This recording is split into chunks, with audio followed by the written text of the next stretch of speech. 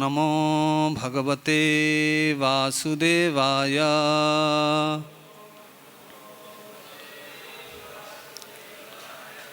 ओम नमो भगवते वासुदेवाय।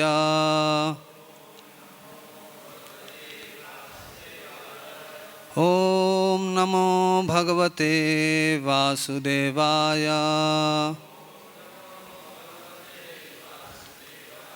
नारायणं नमस्कृत्यां नरं चैव नरोत्तमं देवीं सरस्वतीं व्यासं ततो जयमुदीरयेत्। नष्टप्रायेषु अभद्रेषु नित्यं भागवत सेवया भगवतीरुत्तमश्लोकैर् भक्तिर्भवति नैष्ठिकी। हरे कृष्णा। उपस्थित समस्त वैष्णव भक्तवृंद और मातृवृंद, आपके चरण में सर्वप्रथम मैं मेरा विनम्र प्रणति ज्ञापन करता हूँ, क्योंकि ये मेरा सबसे पहला क्लास है व्यासासन के ऊपर, और आप सभी के मैं कृपा भिक्षा करता हूँ। मेरा ऐसा कोई योग्यता नहीं है आप जैसे महान वैष्णव के सामने श्री वृंदावन धाम में और वो भी इस्कॉन मंदिर में ऐसा कुछ प्रवचन करो। ऑनलाइन भी बहुत सारे लोग शायद देखते रहेंगे, तो सर्वप्रथम बिना वैष्णव की कृपा से मैं एक शब्द भी नहीं बोल सकता हूँ, और उसमें अनेक त्रुटि भी हो सकती है, क्योंकि मेरा हिंदी बोलने का बहुत ज़्यादा आदत नहीं है। मोस्टली मैं अंग्रेजी भाषा में कभी कभी प्रवचन करता हूँ, और आप लोग कृपा कीजिए और मैं मेरा पूर्ण प्रयास करूँगा। जो कुछ मैंने सुना है और सीखा है इस श्लोक के बारे में, मैं प्रयास करूँगा आपके सामने उपस्थापन करने की। अगर कोई गलती हो तो उसको क्षमा कर दीजिएगा। हरे कृष्णा। तो जैसे आप लोग सुनते आ रहे हैं श्रीमद् भगवद गीता की हिंदी प्रवचन जो हो रहे हैं, तो उसमें पहला अध्याय में आज के जो श्लोक है, श्लोक नंबर 40 श्लोक हम पाठ करने जा रहे हैं। तो सर्वप्रथम आप लोग मेरे साथ ही दोहराएगा। अधर्माभिभवात् कृष्णा प्रद्युष्यन्ते कुलस्त्रियः स्त्रीषु दुष्टासु वार्ष्णेया जयते वर्णशंकरः। शब्दार्थ और तात्पर्य जगतगुरु श्रील प्रभुपाद के द्वारा। शब्दार्थ: अधर्म, अधर्म, अभिभवात, प्रमुख होते हैं, प्रमुख होने से, कृष्णा, हे कृष्णा, प्रद्युष्यन्ति, दूषित हो जाती है, कुल स्त्रियः, कुल की स्त्रियां, स्त्रीसु, स्त्रीत्व के, दुष्टासु, दूषित होने से, वार्ष्णेय, हे वृष्णिवंशी, जायते, उत्पन्न होती है, वर्णशंकरः, अवांछित संतान। अनुवाद श्रील प्रभुपाद के द्वारा। हे कृष्ण, जब कुल में अधर्म प्रमुख हो जाती है तो कुल की स्त्रियां दूषित हो जाती हैं और स्त्रीत्व की पतन से, हे वृष्णिवंशी, अवांछित संतानें उत्पन्न होती है। तात्पर्य श्रील प्रभुपाद के द्वारा। जीवन में शांति, सुख तथा आध्यात्मिक उन्नति का मुख्य सिद्धांत मानव समाज में अच्छी संतान का होना है। वर्णाश्रम धर्म के नियम उस प्रकार बनाए गए थे कि राज्य तथा जाति की आध्यात्मिक उन्नति के लिए समाज में अच्छी संतान उत्पन्न हो। ऐसी संतान समाज में स्त्री के सतीत्व और उसकी निष्ठा पर निर्भर करती है। जिस प्रकार बालक सरलता से कुमार्गगामी बन जाते हैं, उसी प्रकार स्त्रियां भी पतनमुखी होती है। अतः बालकों तथा स्त्रियों दोनों के ही समाज में वयोवृद्धों के संरक्षण आवश्यक है। स्त्रियों विभिन्न धार्मिक प्रथाओं में संलग्न रहने पर व्यभिचारिणी नहीं होगी। चाणक्य पंडित के अनुसार सामान्यतया स्त्रियां अधिक बुद्धिमान नहीं होते, अतः वे विश्वसनीय नहीं है, विश्वसनीय नहीं है। इसलिए उन्हें विविध कुल परंपराओं में स्वस्थ रहना चाहिए, व्यस्त रहना चाहिए और उस तरह उनके सतीत्व तथा अनुरक्ति से ऐसी संतान जन्मेगी जो वर्णाश्रम धर्म में भाग लेने के योग्य होगी। ऐसे वर्णाश्रम धर्म के विनाश से यह स्वाभाविक है कि स्त्रियां स्वतंत्रतापूर्वक पुरुषों से मिल सकेगी और व्यभिचार को प्रश्रय मिलेगा, जिससे अवांछित संतान उत्पन्न होगी। निठल्ले लोग भी समाज में व्यभिचार को प्रेरित करते हैं और उस तरह अवांछित बच्चों की बाढ़ आ जाती है, जिससे मानव जाति पर युद्ध और महामारी के संकट छा जाता है। ओम अज्ञानतिमिरन्धस्य ज्ञानाञ्जनशलाकया चक्षुरुन्मिलितं येन तस्मै श्रीगुरवे नमः। श्रीचैतन्यमनोभीष्टं स्थापितं येन भूतले स्वयं रूपः कदा मह्यं ददाति स्वपदान्तिकं। वन्देऽहं श्रीगुरुश्रीयुतपदकमलं श्रीगुरून् वैष्णवांश्च श्रीरूपं साग्रजातं सहगना रघुनाथान्वितं तं सजीवं साद्वैतं सावधूतं परिजनसहितं कृष्णचैतन्यदेवं श्रीराधाकृष्णपादान् सहगना ललिता श्रीविशाखान्वितांश्च। हे कृष्ण करुणा सिंधु दीनबंधु जगत्पते गोपेश गोपीकान्त राधाकान्त नमस्तुते। तप्त कांचन गौरांगी राधे वृंदावनेश्वरी वृषभानुसुते देवी प्रणमामि हरिप्रिये। वाञ्छाकल्पतरुभ्यश्च कृपा सिन्धुभ्य एव च पतितानां पावनेभ्यो वैष्णवेभ्यो नमो नमः। नमो महावदन्नाय कृष्ण प्रेम पदायते कृष्णाय कृष्ण चैतन्य नाम्ने गौरतसी नमः। जय श्री कृष्ण चैतन्य प्रभु नित्यानंद श्री अद्वैत गदाधर श्रीवासादि गौरभक्त वृंद। हरे कृष्णा कृष्ण कृष्ण हरे हरे हरे राम राम राम हरे हरे। मूकं करोति वाचालं पंगुं लंघयति गिरिं यत्कृपातमहं वन्दे श्रीगुरुदिनतारिणं श्रीपरमानन्दमाधवं श्रीचैतन्येश्वरम्।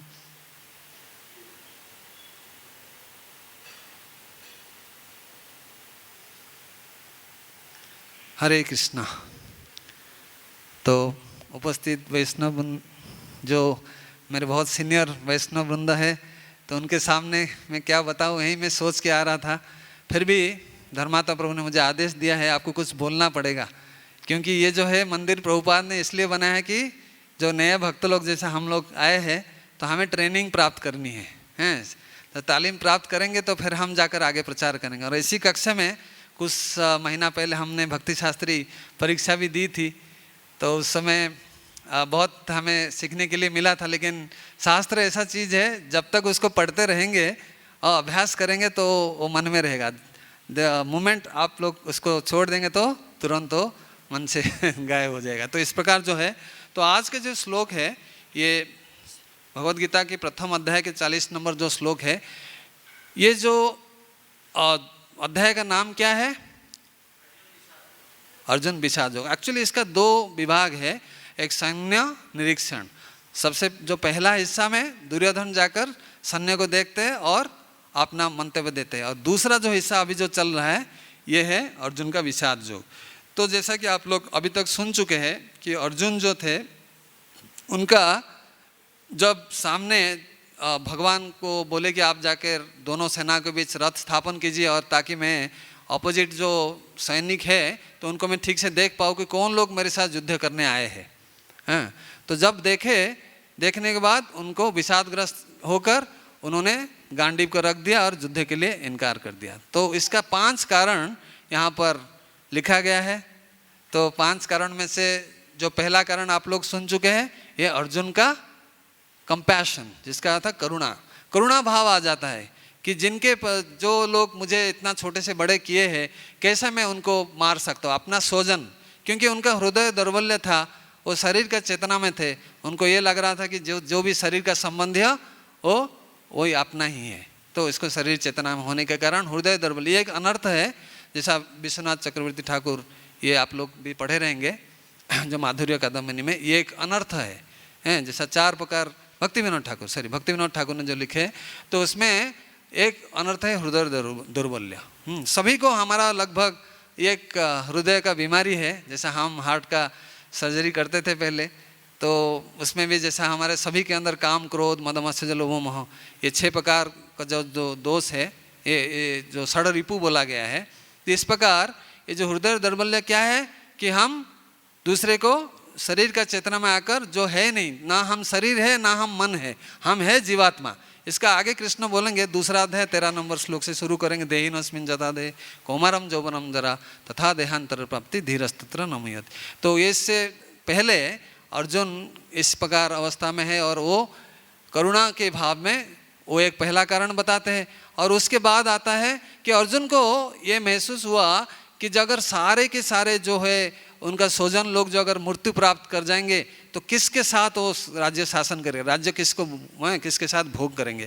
क्षत्रिय का होता है कि जब घर परिवार में हम क्यों करते हैं, शादी करके घर परिवार क्यों बसाते हैं, उसका मुख्य कारण है उसमें हमको कुछ सुख मिलता है गृहस्थ जीवन में, है कि नहीं।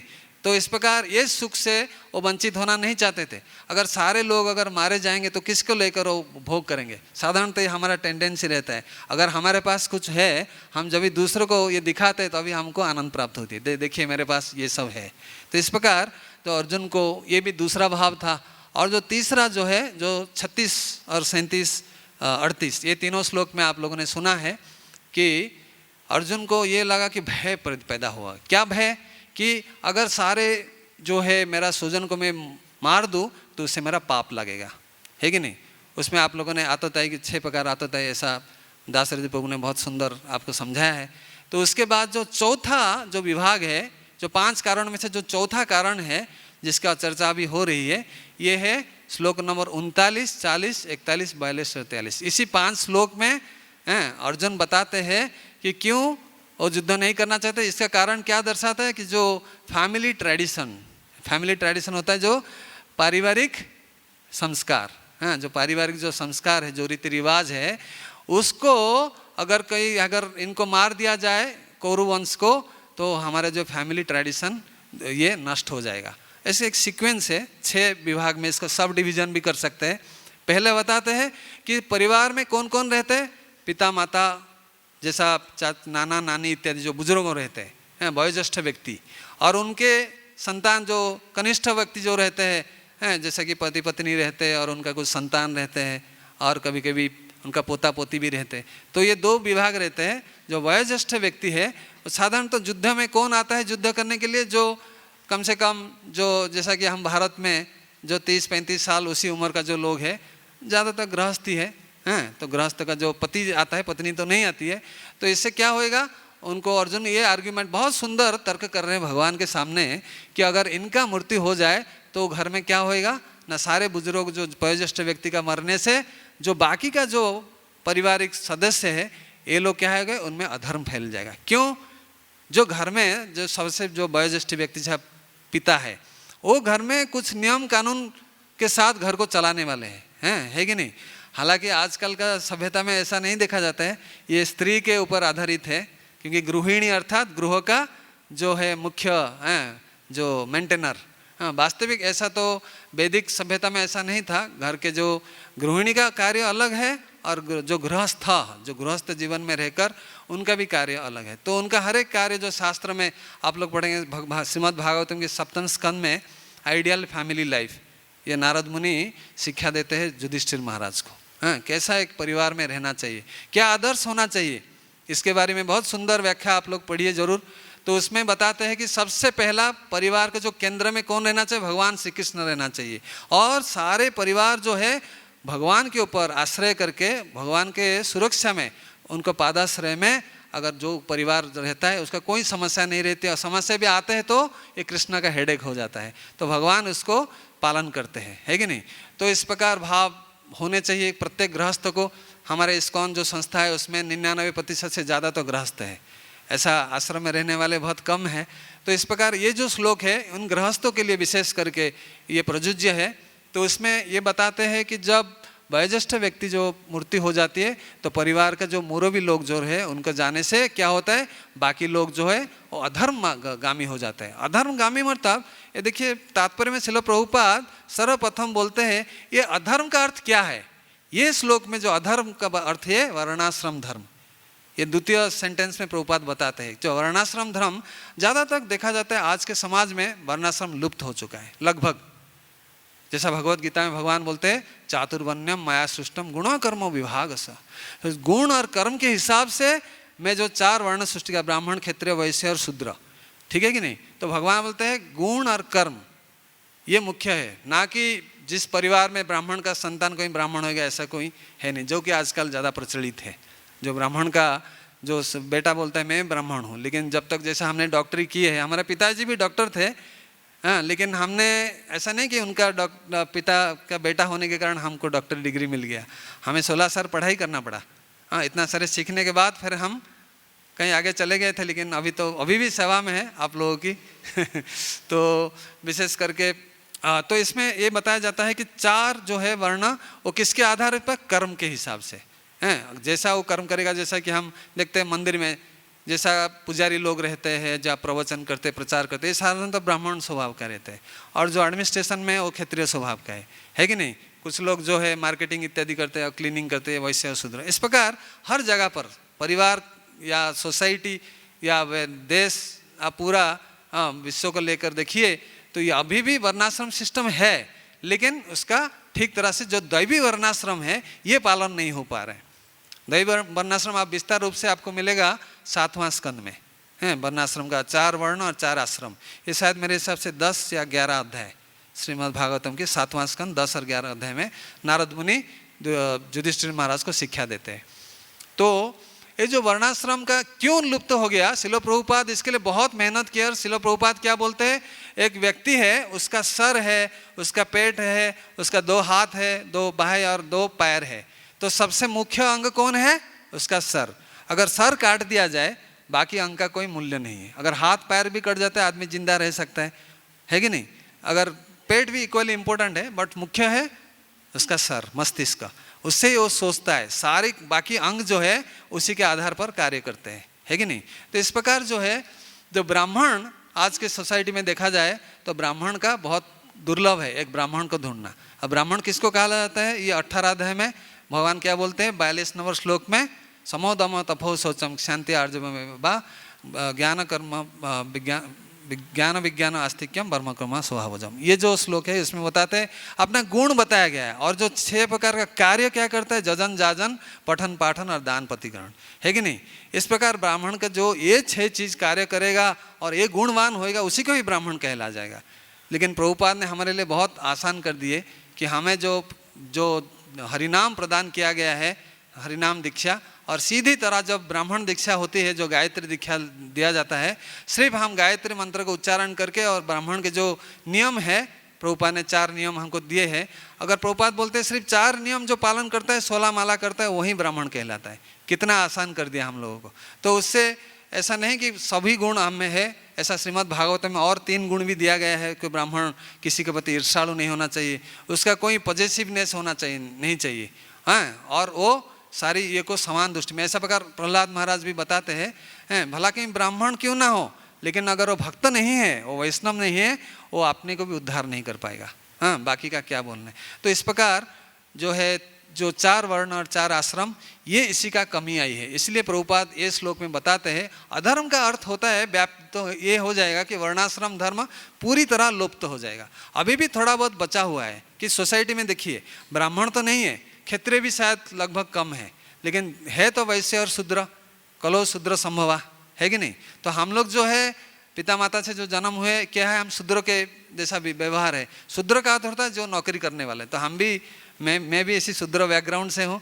आप जैसा महान वैष्णव के सामने बहुत दुस्साहस से कुछ बोल रहा हूँ कि मेरा तो एक जैसा एक तोता के तरह जो सुनता हूँ थोड़ा बहुत याद रख के बोल देता हूँ, लेकिन जो रियलाइज सोल है, जो उसको अनुभूति है, जिसका आत्मा अनुभूति है, भगवत अनुभूति है, और जिनको भगवान ने अपना ज्ञान को रिवेल किए हैं, उनके हृदय में प्रकाशित किए हैं, वैसा महान वैष्णव से हमें सुनना चाहिए। मैं भी इसी जैसा श्रील प्रभुपाद जी थे, तो उन्हीं की से जो सुना हूँ इसको मैं आपके सामने उपस्थापन कर रहा हूँ। कई एक भक्त ऐसा मुझे कुछ दिन पहले प्रश्न किए कि बार बार इसी जो श्लोक को सुनने से क्या लाभ होता है।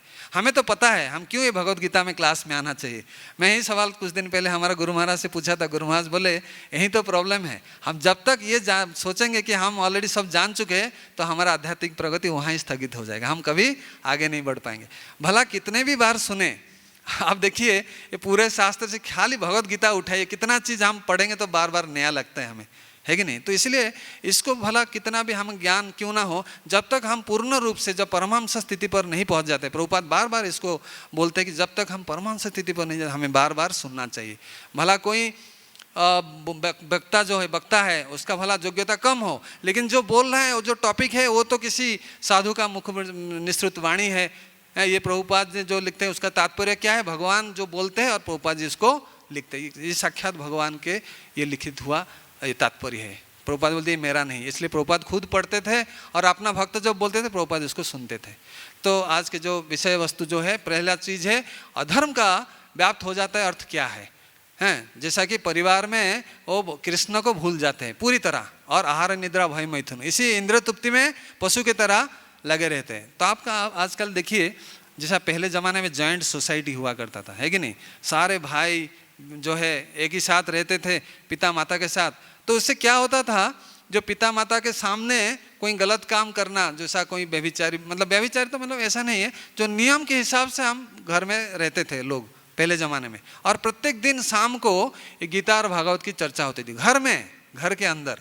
तो यही तो धर्म है, धर्म कोई दूसरा चीज़ नहीं है। तो प्रभुपाद इसको संक्षेप में 4 नियम के रूप से हमको दिए हैं, है कि नहीं। तो इसी 4 नियम को जो घर में पालन नहीं हो रहा है, उसी को अधर्म अधर्मगामी के कहा जाता है। और वर्णाश्रम धर्म का जहाँ पालन नहीं होता है, वर्णाश्रम धर्म के हिसाब से जैसा ब्राह्मण का कार्य नहीं करेगा, क्षत्रिय जो है, और क्षत्रिय मतलब क्षत से त्रायते, अर्थात जो क्षत अर्थात जो इंजुरी जो होता है उससे जो बचाता है।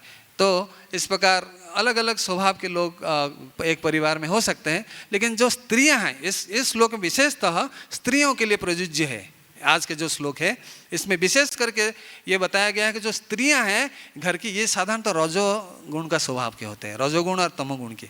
साधारण कभी कभी सत्वगुणी भी है, तो ऐसा नहीं आप लोग तो सत्वगुण में ही है, आपकी बात नहीं कर रहा हूँ मैं, इन लोग की बात कर रहा हूँ जिन स्त्रियां भक्ति में नहीं हैं। आप लोग तो साक्षात प्रभुपाद की शरण में राधा रानी के सेविका है आप लोग, तो आप कोई साधारण स्त्रियां नहीं है। यहाँ पर उन स्त्रियों की बात किया जा रहा है जो भक्ति में कृष्ण चेतना में नहीं है। तो आप लोग कृपया अपने को इस स्तर पर मत लीजिए, हैं, आपको ऐसा मत सोचना चाहिए, क्योंकि आप जो है परम वैष्णवी है, हम आप सभी के आदरणीय है, पूजनीय है और सम्माननीय है। तो इस पर यह बताया जाता है, जब वयोज्येष्ठ व्यक्ति का मृत्यु हो जाती है तो स्त्रियां विशेष करके स्वतंत्र होते हैं, स्वतंत्र होने के लिए प्रयास करते हैं। देखिए घर में जब पति और पत्नी दो उस जमाने में रहते थे, साधारण तो कोई स्त्री घर से बाहर नहीं जाता था। वैदिक सभ्यता में ऐसा नियम था, अगर कोई स्त्री घर के बाहर गई और शाम तक वापस नहीं आई तो वो घर में प्रवेश नहीं कर सकती। इतना नियम कठोरता पूर्वक पालन होता था। लेकिन अभी तो वो सभ्यता नहीं रहा, क्योंकि पति पत्नी दोनों को नौकरी करना पड़ेगा, नहीं तो घर चला नहीं सकते हैं। ऐसा स्थिति आ गई आजकल, दुखी की बात है। लेकिन हम भी अपने जीवन में ऐसा देखे हैं, हम भी जब भी मेडिकल कर रहे थे तो हमको लगा कि चलो पत्नी है तो आजकल नौकरी का कोई गारंटी नहीं है, पत्नी भी दोनों अगर डॉक्टरी करेंगे तो शायद पैसा का कोई समस्या नहीं रहेगा। लेकिन बिल्कुल विपरीत परिस्थिति है, हम इतना बिजी रहते थे, हमें 12 घंटा अस्पताल में गुजारना पड़ता था। तो इस प्रकार हम अपनी बात नहीं कहना चाहते, मोटा मोटी रूप से देखा जाए जितना भी लोग जो नौकरी करने वाले अगर पति पत्नी दोनों अगर घर से बाहर रहे तो उनका कोई सामाजिक जीवन ही नहीं रहता है। ये एक मुख्य कारण है अधर्म की व्याप्ति का। और जो दूसरा जो जिसमें 3 तथ्य मुख्य है इस श्लोक में मोटा मोटी रूप से, सबसे पहला है अधर्म का फैलना और दूसरा है स्त्री का प्रदूषण, स्त्री का जो पॉल्यूशन कहा गया है। तो साधारणतः स्त्रियां जो है, चाणक्य पंडित यहाँ पर बताते हैं तात्पर्य में, उनका विशेषकर स्त्रियां जो है कम बुद्धि संपन्न है। आप लोगों को नहीं बोल रहा हूँ, उन स्त्रियां जो भक्ति में नहीं है। जो भक्ति करता है तो वो कृष्ण तो उनको मत्त स्वतः परमम सर्वस्व चाहम हृदय सन्निविष्ट मत्त स्मृति ज्ञानम अपहनम।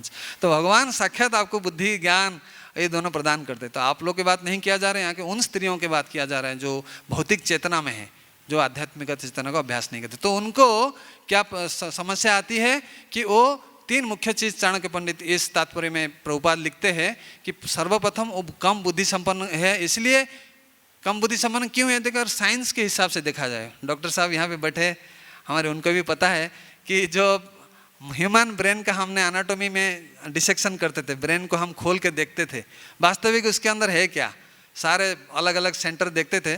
तो हमको 2 प्रकार का डेड बॉडी दिया जाता था, एक स्त्री और पुरुष का। हमने देखे स्त्रियां का जो मस्तिष्क छोटा साइज का रहता है। तो शिला प्रभुपाद भी इसके ऊपर अनेक तर्क वितर्क किए हैं, लेकिन बहुत मुश्किल से प्रभुपाद प्रयास करने के बाद कोई स्त्रियां इसको मानने के लिए तैयार नहीं थे। आप ऐसा कैसे बोल सकते हैं स्त्रियां कम बुद्धि संपन्न है। तो प्रभुपाद बोलते हैं ये वैज्ञानिक लोग ने प्रमाणित करके दिखाया कि 36 अंश का है जो उनका मस्तिष्क स्त्रियां, जबकि पुरुष का मस्तिष्क एवरेज जो फिगर है ये 64 अंश का है, लगभग डबल 2 गुना साइज का है। और जो मस्तिष्क में जो ग्रे मैटर रहते हैं जिसमें बुद्धि जो मेमोरी ग्रैन्यूल्स रहते हैं, वो भी वैज्ञानिक लोगों ने परीक्षा करके देखी है स्त्रियां में कम होती है। तो इसी प्रकार देखिए कोई ऐसा जुक्ति तर्क रख सकते हैं कि स्त्रियां जल्दी ही उनका जो है ग्रोथ होता है। ये सत्य है, स्त्रियां निश्चित रूप से जल्दी उनका ये होती है, लेकिन मैच्योरिटी होती है, लेकिन कुछ समय तक उनका जल्दी, जैसा हमारा नियम है कि हड्डियां जो पहले अपीयर करता है वो जल्दी फ्यूज हो जाता है। तो इस प्रकार जो है पुरुष जो है इसलिए उनको ज़्यादा घर में मान्यता दी गई है। और स्त्रियां का दूसरे जो उनका दोष नहीं बोलेंगे, उनका कमी है ऐसा बोल सकते हैं, कुछ जल्दी ही तो प्रदूषण हो जाते हैं। प्रदूषण मतलब वो पर पुरुष की तरफ उनको माइंड जो है डाइवर्ट होने का संभावना रहती है। ये साधारण एक स्त्री का एक कमी है। इसलिए स्त्रियों को साधारणतः जो स्वतंत्रता दी नहीं गई है। ये वैदिक सभ्यता में ये बहुत कठोरतापूर्वक नियम प्रभुपाद ने बार बार उसके ऊपर हमको ये दिए है। परम पूज्य भक्ति विकास महाराज ने एक सुंदर पुस्तक लिखे थे, मास्टर्स एंड मदर्स, आप लोगों ने पढ़े रहेंगे। ये तो इस्कॉन में पहले बहुत प्रचलित था, बाद में इसको बैंड किया गया है। तो बहुत सुंदर किताब, मैंने भी इसको पढ़ा था। तो इसमें बहुत अच्छे तथ्य लिखे हैं। स्त्रियों को तथ्य तो हम तो ज़्यादा कुछ नहीं जानते, क्योंकि हम भी एक समय गृहस्थी थे, तो थोड़ा बहुत ज्ञान तो है।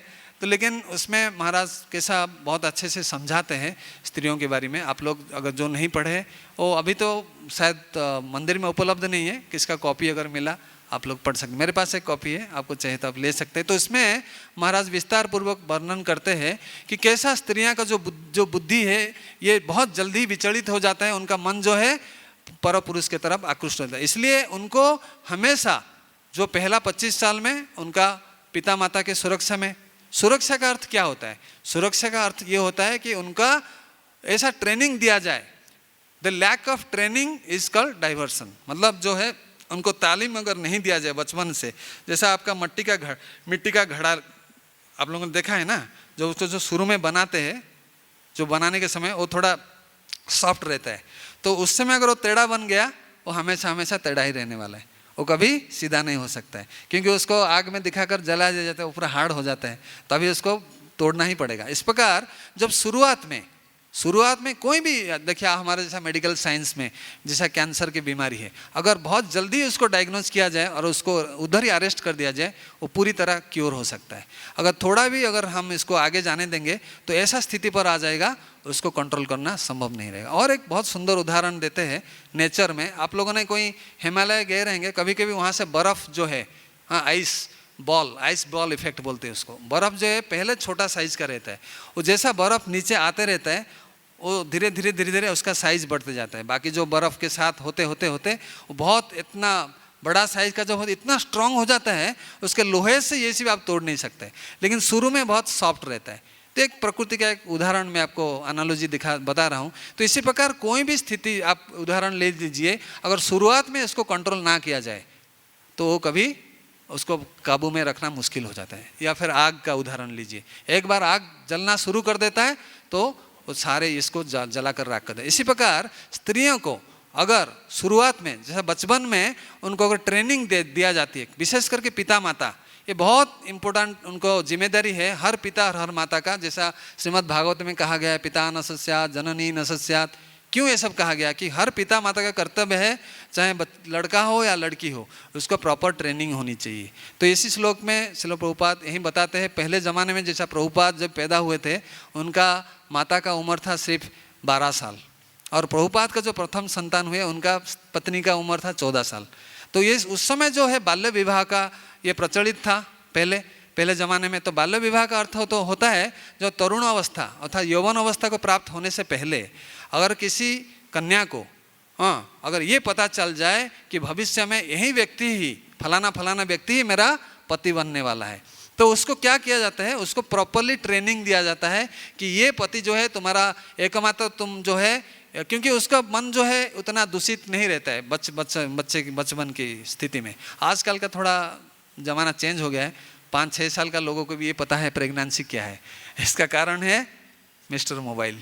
ये जो है इसके कारण जो बहुत सारे लोग भ्रमित हो गए। फिर भी अभी भी ये सभ्यता जो है, अगर हम प्रॉपरली उनको ट्रेनिंग दिया जाता है तो इसलिए देखिए पहले ज़माने में वैदिक सभ्यता में 16 प्रकार का संस्कार था। शायद वल्लभ चैतन्य प्रभु काल बोले रहेंगे, राधा वल्लभ प्रभु, जो 16 प्रकार का जो संस्कार है, संस्कार का अर्थात शुद्धिकरण, प्यूरिफिकेशन है कि नहीं। तो सबसे पहला संस्कार होती है जो कंसेप्शन से पहले, अर्थात जो पति और पत्नी मिलने से पहले, उसको बोलते गर्भधान संस्कार। गर्भ को दान, गर्भदान अर्थात पति जो है पत्नी को गर्भ का दान करती। ये कोई सीक्रेट नहीं है, आप लोग को इसके ऊपर एक पूर्ण किताब भी है गर्भदान संस्कार के ऊपर। हम जब भी नौकरी करते थे मीरा रोड में भक्ति वेदांत हॉस्पिटल में, हमारा एक अलग सा डिपार्टमेंट था। हाँ, वहाँ पर हमारा उसमें कोई माताएं थे, कुछ प्रभु जी भी थे। तो सारे जो पेशेंट्स आते थे हमारे पास, विशेष करके गायनिक डिपार्टमेंट या पीडियाट्रिक डिपार्टमेंट से, तो उनको सारे जो भक्त लोग भी थे डॉक्टर्स, तो उनको भी ये मतलब एक कंपलसरी जैसा ही मान लीजिए, उनको ये तालीम दिया जाता था गर्भधान संस्कार कैसा किया जाता है। जैसा कि कोई भक्ति में ना भी हो, कोई हरे कृष्ण महामंत्र का जप नहीं कर रहा हो, उससे अनेक भक्त भी सृष्टि हो रहे थे, तो उनको पूरा सिस्टमेटिकली सिखाया जाता था। और हमने देखे हैं हमारे आंखों के सामने कितना लोग उससे भक्ति में आए और उनका जो भी संतान प्राप्त हुए हैं, ये कितना सुशील जो है, दैवी गुण संपन्न पुत्र और पुत्री को प्राप्त हुए हैं। तो इसमें गर्भधान संस्कार में ये सबसे पहले जो है वैदिक सभ्यता में पुरुष और स्त्री रेस्ट्रिक्टेड, उनको ज़्यादा ऐसा अवाध मिलन जो है, फ्री मिक्सिंग, यहाँ तक हम देखते हैं मंदिर में भी कितना सारे समस्या हो जाती है। यहाँ पर छोटा मंदिर है लेकिन हमें भी सतर्क रहना चाहिए। इसी श्लोक में यही कहा गया है, पॉल्यूशन अर्थात क्या है, स्त्रियाँ प्रदूषण होते हैं अर्थात क्या है, और दूसरा पुरुष से अबाध मिलन होता है, स्त्री और पुरुष। जैसा शास्त्र में बताया गया, स्त्री आग के समान है और पुरुष है मक्खन के समान है कि नहीं। तो अगर कितना भी फर्स्ट क्लास मक्खन आप लीजिए, घी कितना भी A क्लास लीजिए, और निश्चित रूप से बिगल जाएगा। स्त्री का अर्थ होता है अपोजिट जेंडर। आप लोगों के लिए प्रभु जी स्त्री है, आप लोग हम लोग के लिए आप स्त्री है, इस प्रकार है। तो इसमें कहा गया है कि अवाध माने अनरेस्ट्रिक्टेड मिक्सिंग, ये बहुत घातकता है। हैं, तो हम जहाँ जब नौकरी में करते थे, जैसे हॉस्पिटल हो, कोई भी स्थान लीजिए, ऑफिस में, आजकल तो फ्री मिक्सिंग बहुत कॉमन हो गया। यहाँ तक स्कूल में पहले गर्ल्स बॉयज़ स्कूल सेपरेट रहता था, आजकल तो को एजुकेशन सिस्टम हो गया। दुख की बात है, मैं जब भी मुंबई में मेरा पोस्ट ग्रेजुएशन जनरल सर्जरी और MCH कार्डियक सर्जरी में कर रहा था, तो एक ही हॉस्टल में और बॉयज़ और गर्ल्स साथ में रहते थे। सोच लीजिए कितना हम गिर चुके हैं। तो देखिए, सोच लीजिए, इसी के कारण जो तीसरा, जो आज का श्लोक जो तीसरा हिस्सा है, अवांछित संतान, ये भी एक बहुत बड़ी समस्या है। ये कारण है दोनों का, स्त्री और पुरुष का फ्री मिक्सिंग जो है, उससे उसका परिणाम है अवांछित संतान। जो कि आज प्रभुपाद लिखते हैं तात्पर्य में, अभी के ज़माने में जितना युद्ध हो रहा है, यूक्रेन और रशिया भी युद्ध चल रहा है, तो कोल्ड वार तो ऐसा कभी भी वर्ल्ड वार हो सकता है, तीसरा वर्ल्ड वार है कि नहीं। तो और जितना संतरासवादी आतंकवादी का जो टेररिज्म जो फैल रहा है, उसका मुख्य कारण है यह है अवांछित जो संतान। तो ये अवांछित संतान को कैसा, वो उसका कारण में एक तो है मैंने बताया फ्री मिक्सिंग, दूसरा जो है संस्कार के अभाव। जैसा मैंने बता रहा था, गर्भधान संस्कार में क्या किया जाता है कि पति और पत्नी दोनों को पहला 50-50 माला 50 राउंड्स अब हरे कृष्ण महामंत्र, इसको जप करना है। सुबह से जल्दी उठकर, लगभग कभी कभी हम एकादशी में 64 माला कर लेते हैं, कोई मुश्किल बात नहीं है। लाइफ में एक बार कीजिए, फिर आपका जिंदगी भर चिल्ड्रन का टेंशन खत्म है कि नहीं। तो आपका जब भी, तो इसमें एक फेस्टिवल होता है, ये कोई गुप्त बात नहीं है, ये ऑफिशियल किया जाता है और सारे गांव के जितना वैष्णव और ब्राह्मण को बुलाया जाता है और पति और पत्नी जो है उनका खूब स्तुति करते हैं और उनका भोजन प्रदान करते हैं, दक्षिणा इत्यादि और भेंट इत्यादि देते हैं। अगर वैष्णव और ब्राह्मण संतुष्ट होते हैं और उनके मुख से साक्षात ठाकुर जी जो महाप्रसाद सेवन करते हैं, तो उनका आशीर्वाद से जो भी आत्मा जीवात्मा उनके घर में आकर्षित होकर आएगा, निश्चित रूप से वो भक्ति में अनुकूल रहेगा। तो इसी के आशा के में जब उनको 50 माला करने के बाद सोचिए आपका चेतना भोग वासना पूर्ण रूप से लगभग समाप्त हो जाएगा। तो इसमें पति और पत्नी दोनों भगवान और राधा रानी और कृष्ण को प्रार्थना करते हैं कि हम अपना वंश को रक्षा करने के लिए, वंश को रक्षा करने के लिए हमें एक संतान का प्राप्ति चाहिए। तो इसलिए ऐसा प्रार्थना करने से भगवान निश्चित रूप से एक जो पुण्य आत्मा उसी गर्भ में स्थापन करते हैं, जो भगवान बोलते हैं ममे वांश जीवों को जीवभूत सनातन, सारे जीवात्मा को मेरा ही अंश है और मैं ही जगत सारे ये का पिता हूँ, पिता हम माता जाता। तो ये जो श्लोक आप लोग सब भगवत गीता पढ़ चुके हैं, मैं ज़्यादा इसमें समय नहीं लूँगा। तो जैसा गर्भधान संस्कार बहुत महत्वपूर्ण है, उससे क्या होता है, जो संतान होता है ना कि वो बुद्धिमान होता है, ना कि स्वास्थ्यवान होता है, बल्कि आध्यात्मिक ये में भी बहुत प्रगति करता है। फिर जो दूसरा संस्कार होती है तो पुंसावन संस्कार, उसमें बहुत सारे मंत्र पाठ किया जाता है, वो लगभग तीसरा और चौथा महीना में ये किया जाता है, इसको गर्भ पूजा भी बोलते हैं। और जो दूसरा संस्कार, जो तीसरा संस्कार है सीमांत उन्नयन, तो उसमें आप सीमांत मतलब जो जहाँ सिंदूर लगाते हैं, जो हेयर दोनों साइड में, ये पति जो है पत्नी को ऐसा सजाते हैं और उस समय भी 7वां महीना किया जाता है, इसको भी गर्भ पूजा बोलते हैं। उसमें अनेक सारे मंत्र पाठ किया जाता है ताकि कोई बाधा और विघ्न हो ये जो गर्भ के, क्योंकि 7वां महीना में एक्चुअली एज ऑफ वाइबिलिटी है। अगर उसी समय डिलीवरी हो जाता है तो बच्चा जो है वो अपना स्वतंत्र रूप से वो जी सकता है। तो उसके बाद फिर जब है जातकर्म संस्कार, जस्ट जन्म से पहले, उस समय भी तरह तरह का शास्त्र का अध्ययन ये सब पहले ज़माने में किया जाता था, आजकल निश्चित रूप से इसको नहीं किया जाता है। ये कारण है अवांछित संतान उत्पन्न होने का। और जो तीसरा कारण आजकल देखते हैं, जो सोसाइटी में इतना डिग्रेडेशन हो चुका है, आजकल तो लिविंग रिलेशन भी आ गया है, कुछ आपको सब पता है, मैं ज़्यादा उसके ऊपर नहीं बोलना चाहता हूँ। तो लोग तो ऐसा मैंने इतना दूर तक गिर चुके हैं, कुछ समय तक रहते, फिर अभी मैं गया था आसाम में प्रचार के लिए, लगभग 1 महीना रहा, तो कम से कम मैं 8-10 जगह पर मैं भ्रमण किया, डिब्रूगढ़, फिर गुवाहाटी, फिर टांगला इत्यादि अनेक जगह पे मैं देखा। तो हर जगह पे पूरा 1 महीना का फेस्टिवल चल रहा था, हैं। तो 1 महीना का फेस्टिवल में आप लोग विश्वास नहीं करेंगे, मैं देखकर ताज्जुब हुआ, मतलब इतना भीड़ क्यों जमा है। और रात को 10 बज रहा था, जब भी मैं वापस आ रहा था मंदिर में, तभी देखा तो इतना सारे भीड़ है और छोटे बच्चे से लेकर बूढ़ा तक, विशेष करके तरुणी स्त्री और पुरुष जो है उसमें भाग लेने के लिए जा रहे हैं। और स्टेज में कुछ प्रोग्राम चल रहा था, हमें तो कुछ आसामी समझ में नहीं आता है, हम सोचा कि कुछ आध्यात्मिक संगीत होता रहेगा क्योंकि ये मंथली फेस्टिवल है, अभी उनको शायद कोई सक्रेड रिचुअल रहेगा। तो बाद में पता चला एक भक्त ने, गृहस्थ थे मेरे साथ, तो उसको बोलते उसमें ये होता है कि 80% जो विवाह होता है तो उसी से ही ये विवाह निर्णय होता है। कैसा?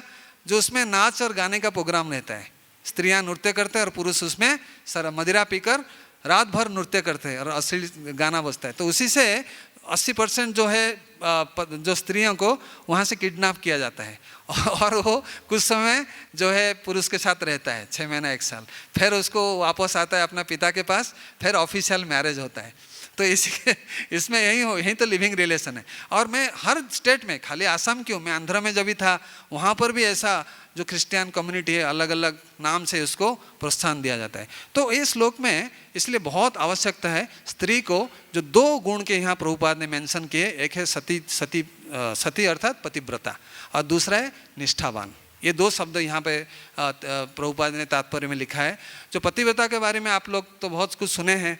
पतिव्रता अर्थात एक पत्नी, जो एक नारी ब्रह्मचारी, जैसा हम लोग के लिए अगर एक स्त्री से जो संतुष्ट है वो भी ब्रह्मचारी कहता है। लेकिन स्त्रियां के लिए अगर थोड़ा सा भी लापरवाही किया जाए, अगर एक बार उनका मन किसी पर पुरुष की तरफ गया, उसको वापस लाना बड़ा कठिन होता है। आपने अनेक उदाहरण देखा है, आजकल के बहुत सारे न्यूज़ तो आप देखते हैं। तो हम जब भी मेडिकल में थे कई सारे इलीगल अबॉर्शन केसेस आते थे, गर्भपात, है कि नहीं, और उसमें बहुत सारे पैसा भी मिलता है डॉक्टर लोगों को।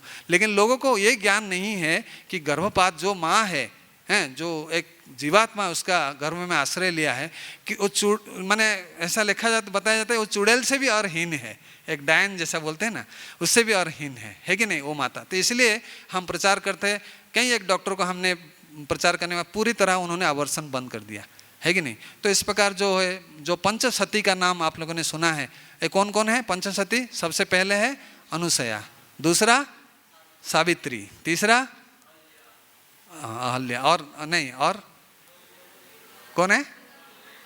हाँ, मंदोदरी और द्रौपदी, और है इंद्रजीत का पत्नी कौन है?